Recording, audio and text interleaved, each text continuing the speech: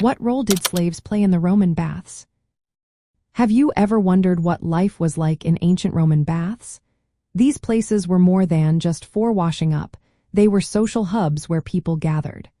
But behind the scenes, slaves played a key role in making it all happen. Let's take a closer look at their contributions during the classical period in archaeology.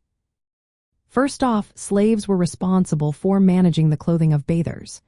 When people arrived at the baths, they needed a safe place to store their clothes.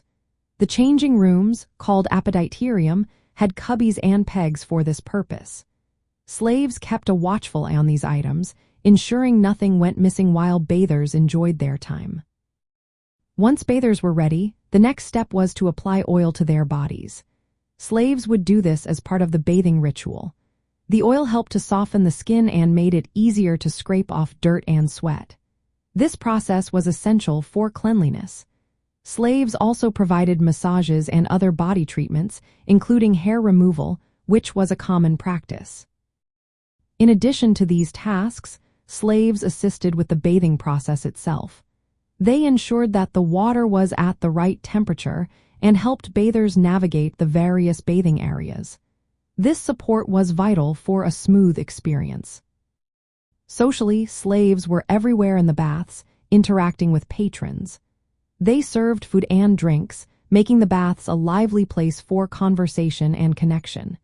This interaction was not just about service, it also created a sense of community among bathers. Economically, the presence of slaves highlighted the social structure of Roman society. Wealthier individuals could afford more services and assistance from slaves, while those with less wealth had fewer options. This distinction reflected the broader economic landscape of the time. Archaeological evidence backs up the significant role of slaves in Roman baths. The layout of these baths often included separate areas for different activities, and facilities for slaves were common. Artifacts related to grooming and hygiene further support the idea that slaves were integral to these processes. In summary, slaves were essential to the operation and social dynamics of Roman baths.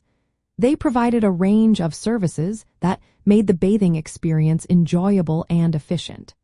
Their presence also mirrors the social and economic structures of Roman society during the classical period.